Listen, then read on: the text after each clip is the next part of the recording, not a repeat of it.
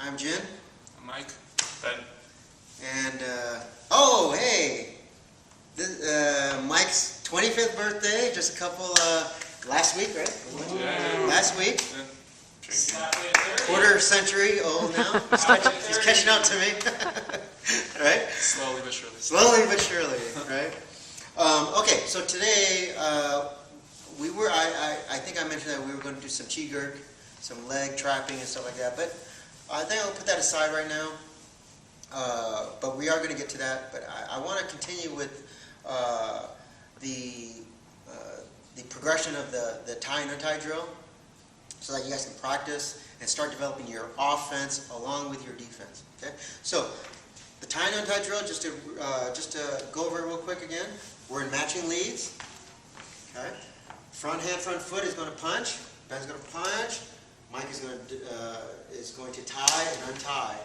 Now Ben's going to tie, untie, tie, untie, tie, untie, tie. Go ahead. Stop. Watch your thumb. Watch your thumb. Yeah. Okay. Don't get your thumb cut. Right. So keep it to the side. All right. Keep going. Yep. So they're practicing back and forth, and you also see how they're also using the footwork. Right. Going in, going out. Going in and going out. Okay. Yeah. And then they can switch to the other side. You switch your hands, switch your feet. Yeah. It becomes a repetitive drill, a lot of training, right? Okay? Teaching them to move the feet, move the hands, tie the arms, to untie the arms. Good. Okay. So we have that. All right? If you haven't, go back and see all the rest of the tie and untie drills so that you can catch up to this point. Okay? So now what we're going to do is, go ahead, Mike. Mike's going to put on the focus mitts. Now the first thing I want you to do is that part of the drill. Okay? So first, first thing I want you to do here, hold out the glove mic. Okay? So Ben is going to come out and he's going to step in and punch. Boom. See that? He's got a good position, right? Now, Mike, he's going to go and he's going to, right away, he's going to start to attack Ben with lead jab on the other side. Okay? So Ben feels that swinging, he's swinging his shoulder, so what's he going to do? He's going to create that space he needs a little bit. He's going to step back and he's going to do the tie, and now he's going to tie. Now he's going to untie. Now he's going to come back in. See? So now you see this drill. Okay? Then they're going to reset and they're going to do it again. Right? So Ben's going to lead jab. Go ahead. Just do the drill. Now right away. Yeah, that's it. Good. Don't let go of that hand. Okay? Do it again. 1, 2. Yeah, see? This is important, okay? A lot of times what happens is that we start to get in the habit and you do this faster and you go like this, but see, I let go of the hand too early, okay? When you do that, I have no idea what the boxer is now going to do with that hand. It becomes now a race. Okay? He punches and I punch and it becomes a race now. Okay? So I don't want that to happen. So when Mike punches, right? When I pop, I see this? This is our Dan Chi. This is my Dan Chi hand. This is our Chi cell. See that? I'm listening and monitoring this arm. Right? So that if I'm here and then Mike tries anything funny, he tries a hook or he tries to come in, see, I can feel it right away and I can change. I can adapt. Okay? So do it again. Boom, boom. Yeah, that's it. Good. Again, right? That was good, Ben. Make sure you don't overextend. Don't overextend your structure. Okay? So don't overcommit. Right? Keep going. Bam, bam. That's it. Good. Yeah, yeah. If he starts to leave, then that's when you would punch. Right? Go back. Do it again. Boom, boom, boom. Yeah, that's it. Good. Good structure. Good. Back. Keep going. Bam, bam, bam. Yeah. Bam, bam, bam. Nice. Keep going. Yeah, that's it. Good. Good. Tighter. Center. Control your center. Yeah, that's it. Good. See? Now, it's very important that he takes that little retreat step. Okay? If he doesn't, if I don't step back and I punch, see, I get all tight. I get very compressed here, right? this is not our range, right? He's now extended boxing range, and I'm in like a really tight, I've lost my medium range, right? This is no good for us. So I have to, as soon as I punch, right, I have to create the space, right, so that I can do this, right, I can maintain that bent arm position, that 70-degree angle, okay? Right. A couple more times. Nice. Now you notice, look down, you notice Ben's heels are down on the ground, okay? You have to remember everything else that we've learned up to this point, all the constants and principles. You cannot be like this, okay? You cannot step in and pock and punch and then do this with the heel, right? This is not, you cannot get your body and your hip into this punch, right? And you can't hold pressure now. As soon as Mike gives me pressure here, he pushes and that heel lands on the ground, I lose my balance. You cannot do this. But the foot is already on the ground and he pushes, now I can hold that his pressure with my hip. See? Okay, so keep that feet on the ground. This is good. Alright? Boom, boom, boom. Yeah. Okay. Now, pretty good. Alright? So now we have that. Now we're also going to add the bong sao, lap sao drill, this drill. Right, bong sao, now he's got lap sao, right? Now bong sao. So this drill, right? Bong, don't reach. Now lap, right? Yeah, don't reach. Yeah, yeah. See, if you reach if I lap and you reach too early, I grab that hand right away, right? So right here, I see I lop, yeah, and then I keep this hand, see this, halfway, then I lop out, right? And then when I set the hand, this hand comes back to reset, see? Okay? So I defend with the bong sao hand, okay? I don't want to defend with my wu sao hand. He's going to pull. Yeah, see? This is not, yeah. You want to defend with the bong sao hand. So we're going to add that drill now. So where do we do it? Boom, punch, right, yeah, right here. See now Mike, see? He's going to be a good partner. He's going to give him pressure towards one shoulder, his bent shoulder to his opposite shoulder. He's going to push. That's going to make Ben bong sao and lap sao. See? That's going to make him do this move. Okay? Alright, so go back. Boom. Yeah, that bong sao. Now lap sao. Yeah, that's it. Good. Alright? Alright, then go back. Pretty good. Boom. Boom. Yeah, lap sao. Yeah, good. So he hasn't broken the angle. Everything's good. Back. One more time. Now it's very important that, yeah, lap sao. Yeah, get there. It's very important that the pad holder gives him the right feel. Okay? If go ahead and do it again. If Mike pushes and he pushes down, then he can't bong sao. He's got to do something completely different. Okay? You understand? Or Ben goes to pocket punch, but Mike defends from inside out. See? So he's changing the drill. So you have to be a good pad holder. Make sure you give the right energy.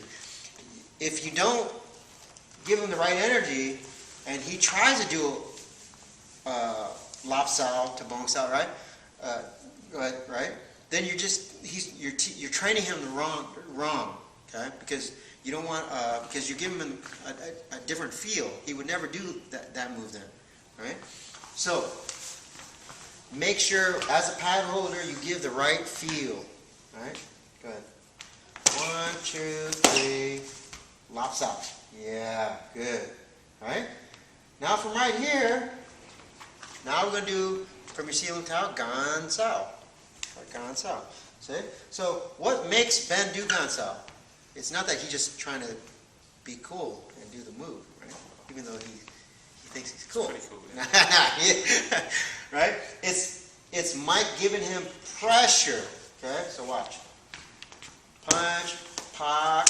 Now, right here, he goes lopsided. Now, go to the listening position. Now, see, Mike is going to give him pressure here with his arm. He's going to push into him. That's what makes him do Gan Sao, right? Now, from here, once you're here, right, he's attacking the center, which is good, and he's going to finish with a number 2 line to the other pad. Okay? Don't hit Mike. All right, do it again. Do it and go slow. Can I hear him this time? That was a day, didn't it? It's his birth. It was his birthday, so we have to be nice. Right? Now give him pressure. Now, that's it. Good. Okay? Bam, bam, bam. That's it. Good.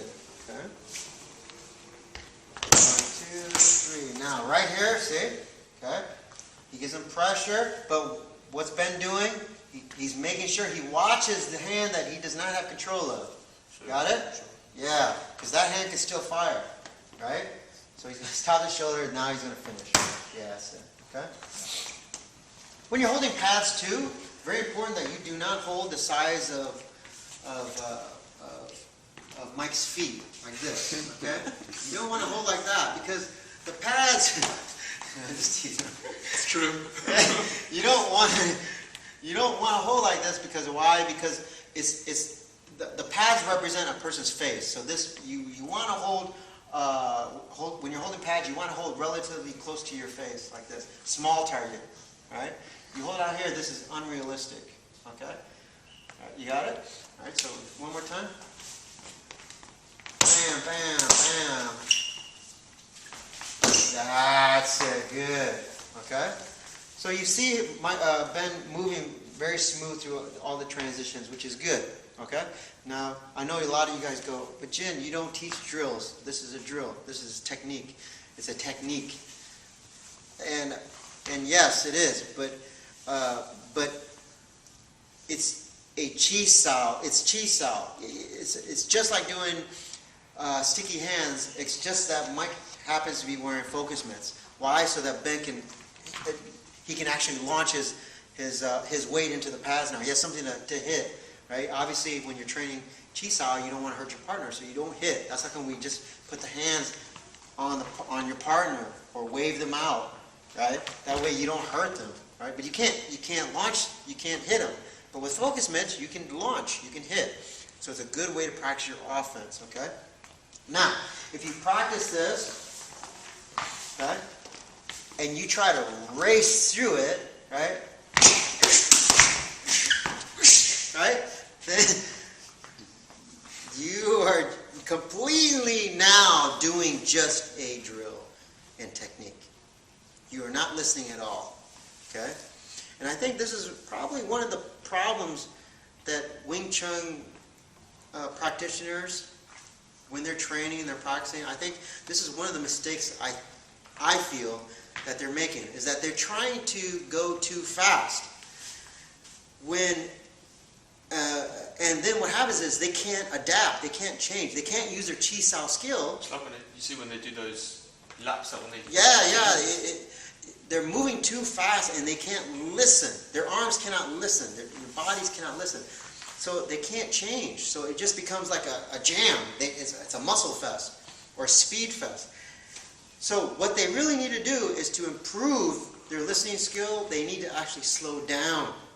I always tell you guys, only go as fast as you can maintain perfect form. Right? And to me, I think people are just trying to go way too fast. All right? Because how can I, if Mike changes anywhere in this, because how do I adapt? I'm not even listening to his arms. Okay? I used this analogy today when I was teaching them. It's like me trying to cross a freeway, right? But you put blindfold on me, right?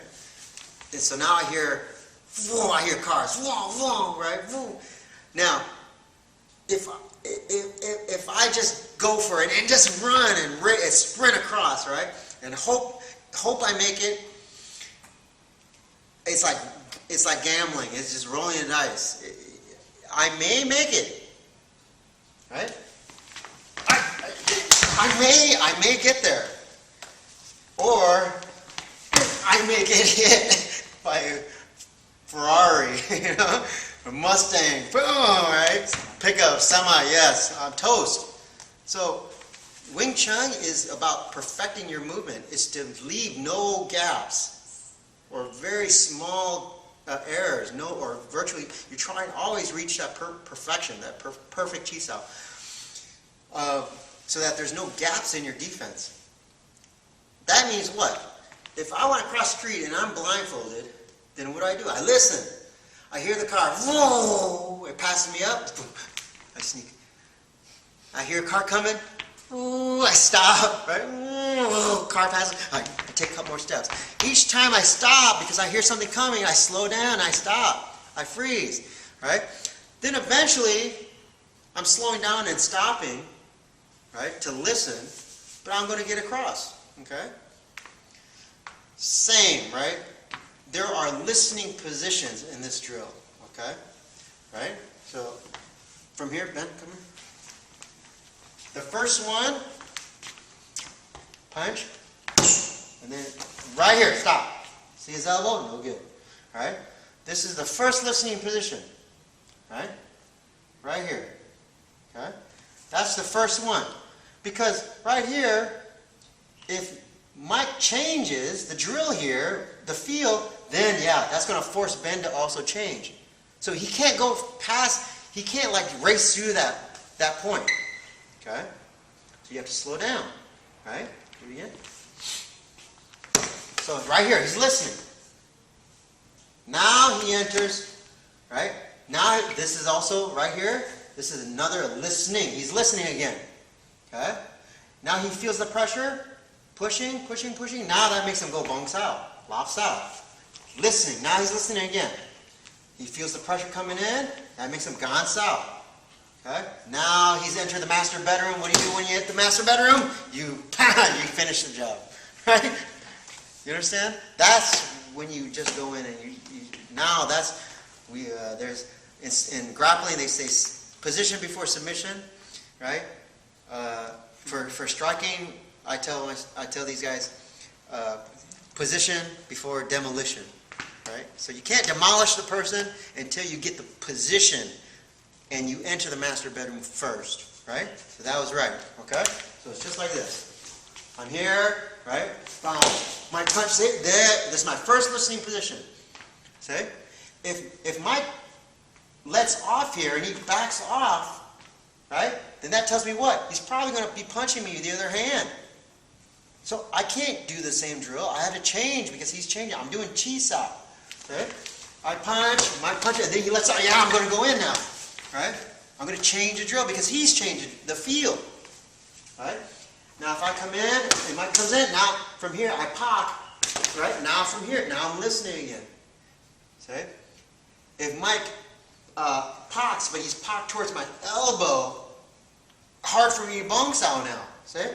I can't bong sao. He's going to put a lot of pressure here. So now what do I do? I can't do the bong sao. See? If I try to force myself to do a bong sao, I'm out of position. He's going to hit me with the other hand. See? You understand? So if he changes the drill and he really jams my elbow, right? Then what do? I take a triangle step and I change to the other hand. Right? Or he pins my elbow, right? And I time and I hit with the other hand. See? You get it? So there's a lot of things that I have to do. My chi sao skill, the only reason I can change is because I'm stopping and listening, taking taking that beat to listen. Okay? I punch, he comes in, but he stiffs arm me to bong sao. See? And I go, Mike, you're not letting me do the drill, man. Right? But in a fight, you gotta be able to adapt. See? So if I punch and Mike comes in, I go to pop, but oh, he doesn't move, right? Then right away I have to pull, and then I can pop, right? Or he comes in, I go, oh, no, stiff arm, right? I go, ooh, he doesn't work. Then I have to go around it. Now if he blocks that, right? Then I have to change again. Okay? So you can't. That's why, yes, this is a drill to practice your feel. But if your partner changes the feel, you have to adapt. If you don't change and adapt, then you're wasting your time. That's when you're wasting your time. Okay? So, 1, slow down. 2, get each pause. Listen. Even if you have to go slow. Listening position. Listening position. He pushes. Listening position. He pushes into me. Listening position. Right? Right? Then from here, I fire. Right? That's it. You can go slow like that. That is 100% better than trying to race through this with your eyes closed and running across the street. Right? And then as your chi sao skill develops, you can improve the timing. Improve the timing little by little. But that's how you should practice that drill. Then it becomes chi sao with a good partner, with focus mitts, so that you can actually apply the whole body punching. Because one of the number one questions I get is, when do I chain punch? When do I do Ji Chun Choi?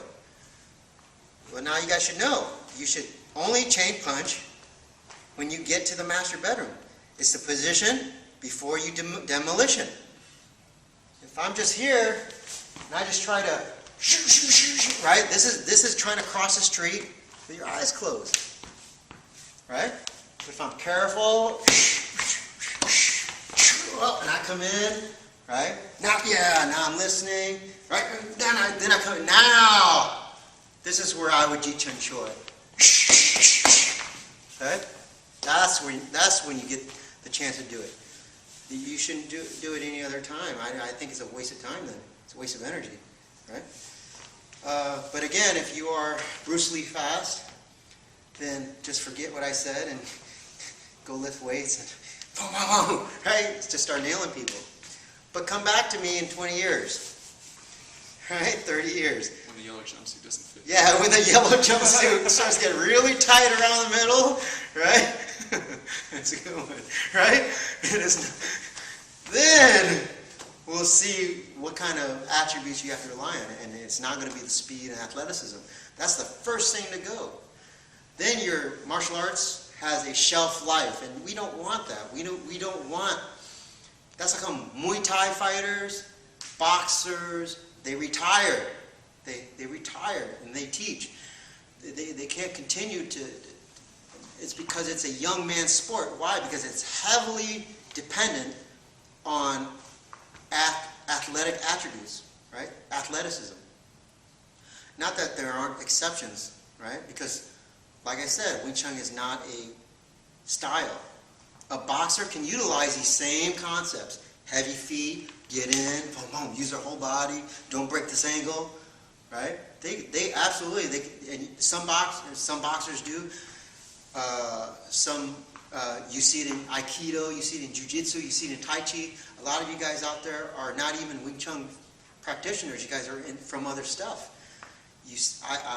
And I think it's great. You're understanding the value of the concepts, right? So you can take the concepts and then put that framework into a method, right? And adapt it to that method, right? Which is great. I think that's great.